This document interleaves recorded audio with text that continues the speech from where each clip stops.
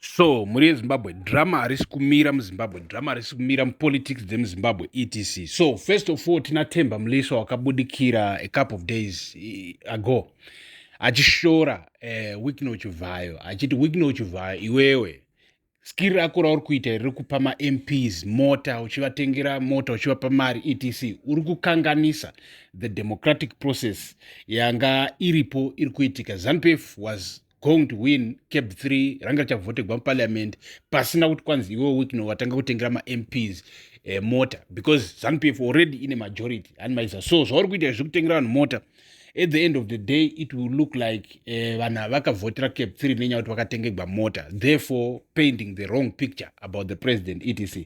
So of course isusu hatingabvumirane zvinhu zvose izvozvo, but tisinei nazvo izvozvo. Wikino Chivayo pachake wapindura right now pafacebook drama iri harisi kupera.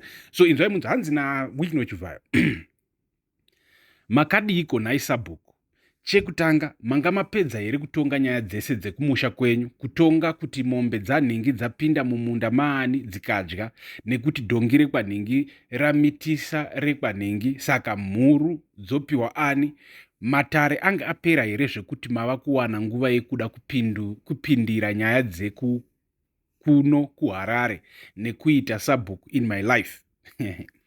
I ask this question sincerely because of late you have taken a keen interest in my personal affairs, which frankly speaking are none of your business. You have no basis to give me a lengthy lecture on what I should or should not do with my money. I am a mere philanthropist and I love helping and recognizing people that I think deserve my recognition.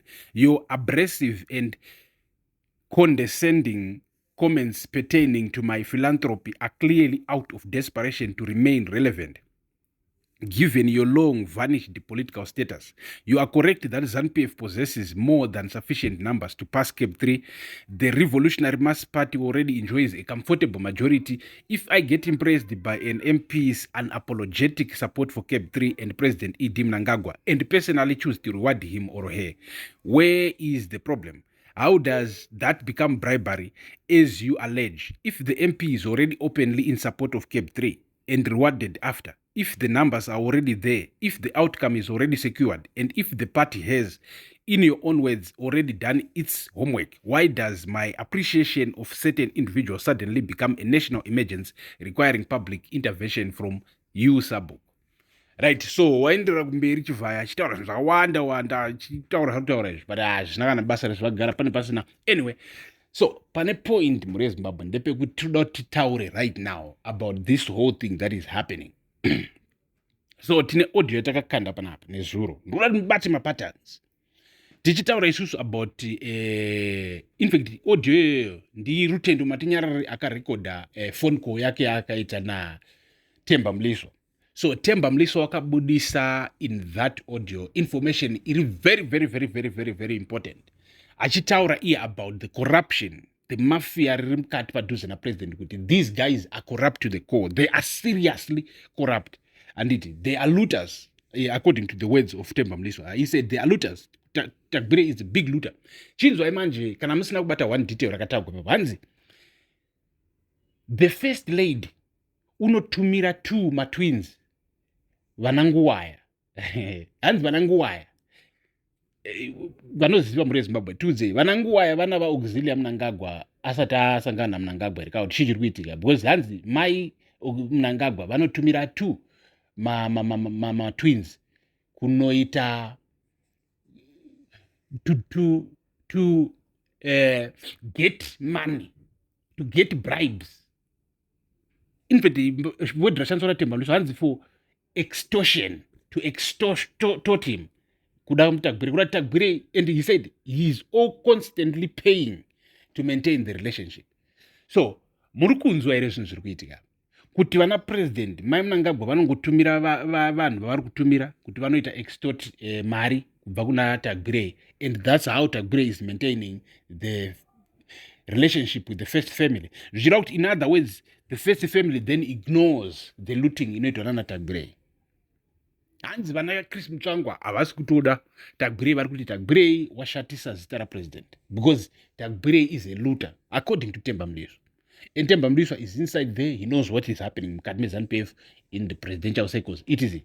So mure Zimbabwe tina week neupanapa ari kupopota kuti Temba ari kumuudzira zvokushandisa mari yake, but isusu hatisi kuti imari yake iyi boys, isu tinoiti imari yenyika. And vakomanaka toziva zvedu kuti panguva yaunenge une mari ka you might feel like you are untouchable zvachose, but techit boys rangu kudai mangwara handiti makatosekiwa mawealth enyu mukatozviremove from these circles, the corruption, because corruption, we will crack down upon corruption very very soon as a country. Corruption, we're going to crack down on it, right? And vachabata vese vanenge vari padhuze nemari dzenyika, vanhu vachitambura, manesi asiri kuhora, maticha, mapurisa, masoja, kwese nhamo inohlisa, nhamo inosemesa, imi muchiita mari inosemesa muchiba, handiti tiri. So tiri kuda kumbotaura about this Tungbarara.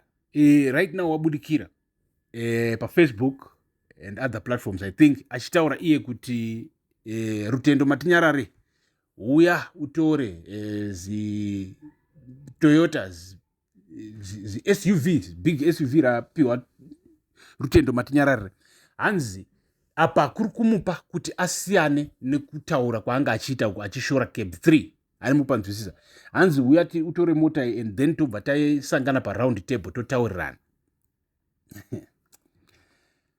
Rutendo ndobva agamuchira mota yakati aiwa ari kuuya kupi kuround table. So chatamira mai ndechonzo, hanzi naRutendo izvi zviri kuitika kuti our grievances, so that our grievances can be heard.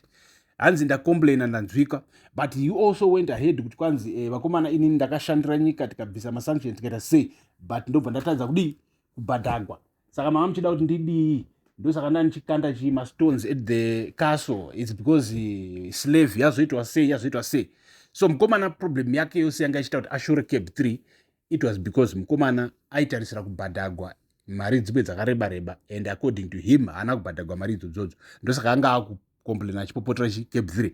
But at the same time Rutendo unoti kusapota kwaaita Zimbabwean government, ZANU-PF achipenda picture right, it was also based on the reality that he actually loved what President Mnangagwa's vision was back then. Vasati vaintroducer cab 3, pavakazointroducer cab 3 ndo pavakazopokana nani na Rutendo Matinyarare. So hatizivi kuti kwaari kuinda uku kwaari kutaura kuti kuround table nana Tungbarara, is he going to still push kuti no, but guys cab 3 is wrong? Is he still going to stand in that position?